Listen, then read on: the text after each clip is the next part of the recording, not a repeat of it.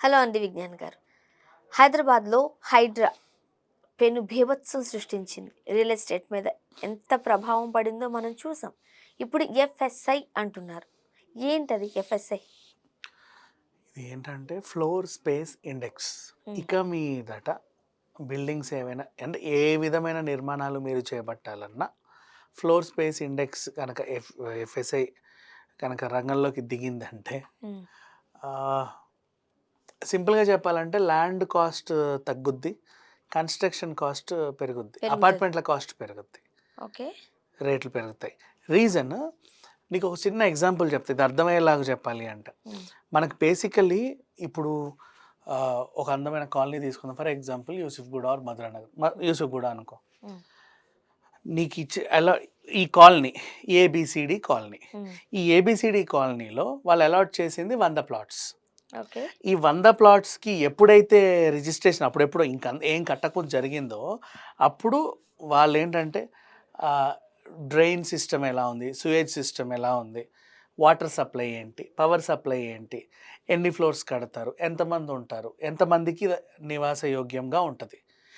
Buildings ఇల్లు ఇప్పుడు for example 100 flats అంటే 100 మందే ఉండాలని లేదు, ఓ 1000 మంది వరకు ఉండొచ్చు. ఎక్సెస్ 1500 మంది ఉన్నా ఈ కాలనీకి ఎలాంటి వాటర్ ప్రాబ్లం ఇబ్బంది రాదు, లేదు. డ్రైనేజ్ ఇబ్బంది ఉండదు, ఏ ఇబ్బంది ఉండదు అని ప్రణాళికలు సిద్ధం చేసి పెట్టేశారు. అలా కట్టేసుకున్నారు కూడా. కానీ అందరూ ఏం చేసుకున్నారంటే విపరీతంగా మందే కదా ఫ్లాట్ అని చెప్పి కట్టేసి 5, 5, 6, 6 అంతస్తులు కట్టేశారు. ఇప్పుడేమైంది, ఒక్కొక్క బిల్డింగ్ నువ్వు బాయ్స్ హాస్టల్కో లేకపోతే లేడీస్ హాస్టల్కో ఇచ్చేసావు, కొంతమంది ఇంకో ఏవేవో చేసేసుకుంటున్నారు, అద్దెలకు ఇచ్చుకున్నారు. ఇప్పుడు 1500 మంది మ్యాక్స్, సరే 1000 నుంచి 1500 మంది ఉండగలిగే ఒక చిన్న టెరిటరీలో మీరు 1,00,000 మందిని అకామిడేట్ చేశారు. హ్మ్. ఆ 1,00,000 మందిని అకామిడేట్ చేయడం వల్ల మీకు వాటర్ స్కేర్సిటీ వస్తుంది. ఇప్పుడంటే మీరు వాటర్ లాగొచ్చు. ఎట్లా అంటే ఇప్పుడు గవర్నమెంట్ మీకు రోజు పైప్ ఇచ్చి ఇంత నీళ్ళు ఇస్తుంది, హ్మ్. సంపులో ఇంత నిండుతాయి, అది మీ అవసరాలకి. వీళ్ళేం చేస్తారు, బోర్ పెట్టి ఇంకా ఎక్కువ లాగుతారు, అవును. లాగి దాన్ని నింపుకుంటారు. ఈరోజు నీకు నీళ్ళు ఉంటాయి, హ్మ్. ఒకరోజు నీకు కష్టం వస్తుంది, ఎందుకంటే అక్కడ అయిపోతాయి కాబట్టి. అలా అదొకటి. Next drain system. మనకున్న మ్యాన్ హోల్స్, ఈ డ్రైన్ సిస్టమ్ అంతా కూడా ఇంతమంది ఇంత రకాలుగా బాత్రూమ్స్ వాడితే అలా వెళ్ళాలి. హ్మ్. నువ్వు 5గురు వాడే వాష్రూమ్, 5గురు వాడే ఫ్లష్లని ఒక 1000 మంది ఫ్లష్ చేస్తే, బాబోయ్! అంత డిఫరెన్స్ ఉంటదా? ఇప్పుడు బాయ్స్ హాస్టల్ నడుపుతున్నావు, ఇప్పుడు ఈ హౌస్ మనం ఫ్యామిలీ కోసం ఉన్నాం, హ్మ్. నలుగురం ఉంటున్నాం, పైన కింద రెంట్కి ఇచ్చుకున్నా సరే ఒక 15 మంది 20 మంది ఉంటాం. నువ్వు దాన్ని బాయ్స్ హాస్టల్ చేస్తే 100 మంది 150 మంది ఉంటారు. అవును. కరెక్టే. అంతే అదే. ఈ రూమ్నే నువ్వు 5 మంచాలు వేసేస్తావు ఇంకా, హ్మ్. ఉండు ఉండు ఉండు ఉండు ఉండని. అట్లా అంతమందిని ఉంచేసరికి వీళ్ళందరూ స్నానాలు చేసి, వీళ్ళందరూ బట్టలు ఉతికి, వీళ్ళందరూ బాత్రూమ్స్కి వెళ్ళి ఇంత చేసేసరికి డ్రైన్. అందుకని చెప్పాలంటే ఇప్పుడు నీకు ఎగ్జాంపుల్ చెప్పిన కాలనీ అన్న యూసుఫ్గూడ, మధురా నగర్, శ్రీనగర్ కాలనీ, ఇవన్నీ ఆ డ్రైన్ అండర్ ఎప్పుడు రోడ్ల మీదకి వస్తూ ఉంటాయి ఒక చిన్న వర్షం రాగానే. హ్మ్.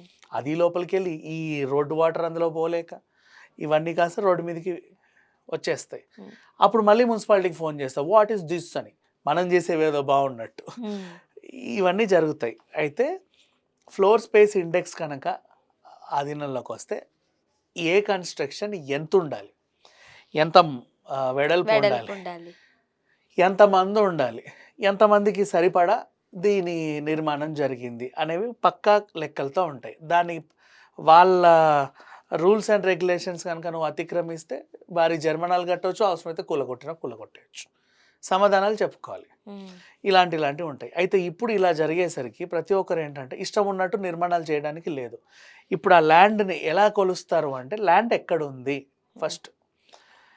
జూబ్లీ హిల్స్లో ఉంది. ఓహే, జూబ్లీ హిల్స్ అంటే కిందంతా హిల్లీ ఏరియా, సో ప్రాబ్లం ఏం లేదు. వీళ్ళకి వాటర్ సమస్యలు ఇవేమైనా బోర్ సమస్యలు వస్తాయేమో, కానీ హ్మ్. కొంపలైతే కూలవు, ఇట్లాంటివి వేరే ఉండవు. దాని పరిధిలోకి వాళ్ళు ఇంతవరకే నిర్మాణం చేపట్టండి అంటారు. ఎందుకు అంటే నువ్వు 10 ఫ్లోర్లు పెంచావనుకో, అండర్ గ్రౌండ్ నీకు 250కో 500కో కానీ బోర్ పడదు. 500 నువ్వు బోర్ పడ్డా నీళ్ళన్నీ నువ్వు లాగేసుకుంటానంటే కూడా కుదరదు. హ్మ్. మిగతా వాళ్ళకి ప్రాబ్లమ్స్ వస్తాయి. అవును. అలా భూ ఫలకాలు ఏమైనా తేడా కొట్టిందంటే మళ్ళీ భూకంపం వస్తుంది, కంపిస్తుంది అక్కడ. హ్మ్. ఇట్లాంటి ప్రాబ్లమ్స్ అంటే ఇన్ని క్యాలిక్యులేట్ చేస్తుంది.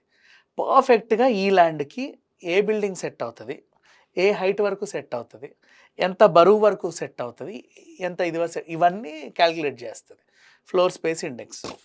అది కోర్స్ ఇది అసలు ఉండాలి, అవసరమే.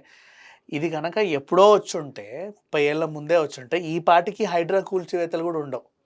కట్టరు కదా ఫస్ట్ ఆఫ్ ఆల్, ఉండేవి కాదు. అండ్ ఇప్పుడు చెరువు పక్కన ఉంది నీ ల్యాండ్, నువ్వు ఎక్కువ కడతానంటే నీ పక్క ఫ్లాట్ వాళ్ళు మొన్న గచ్చిబోల్లో ఇల్లు కడితే పక్క వాళ్ళు కుంగిపోయినట్టు అవునవును. అలాంటి ప్రాబ్లమ్స్ వచ్చే అవకాశం ఉంటుంది. సో ఎంత కట్టాలి, నీ పిల్లర్ సామర్థ్యం ఎంత, ఈ పిల్లర్ ఎన్ని అంతస్తులు అయితే మోయగలదు.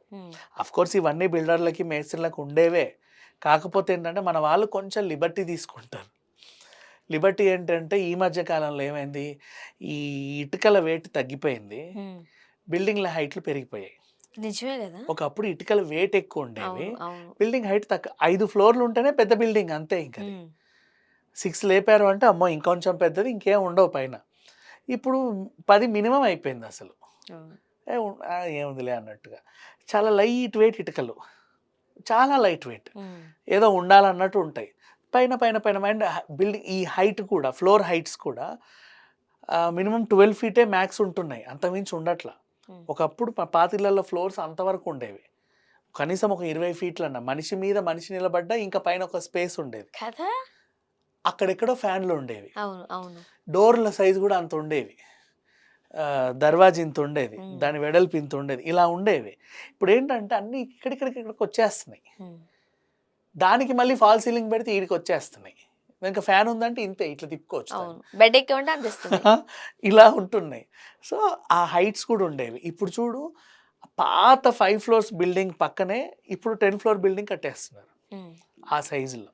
సో ఎఫ్ఎస్ఐ అనేది రంగంలోకి వచ్చిన తర్వాత ఇవన్నిటి మీద వాళ్ళు చాలా స్ట్రిక్ట్ రూల్స్ అండ్ రెగ్యులేషన్స్ అమలు పరిచే అవకాశం ఉంది.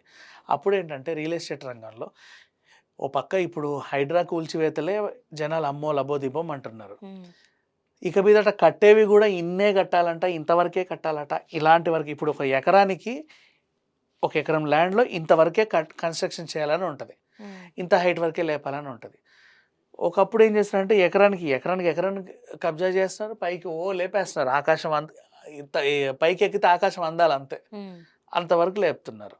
అవన్నీ ఇక మీదట కుదరవు. ఒక రకంగా చెప్పాలంటే ఇది మంచి పరిణామమే కదా. 100% మంచి పరిణామం. నువ్వు ఎంత లేపుకున్నా నీకు వాటర్ ఎక్కడివి అంటే బోర్ వేసుకుంటున్నావు, ఎంతకాలం లాగుతావు? అదే కదా. ఒక సంవత్సరం కనుక నువ్వు ఆ బోర్ నీళ్ళు అన్నీ తీసేసావనుకో, ఇంకా చుట్టుపక్కలంతా స్కేర్ సిటీ వస్తుంది, ఏం ఉండవు అక్కడ. ఇప్పుడు కాస్త ఇబ్బంది పడతారేమో కానీ ఫ్యూచర్ కి ఇది మంచి పరిణామాలే. 100% ఎఫ్ఎస్ఐ ఉండాలి. ఓకే, దానివల్ల లాభమే కానీ నష్టమైతే లేదు. Thank you so much.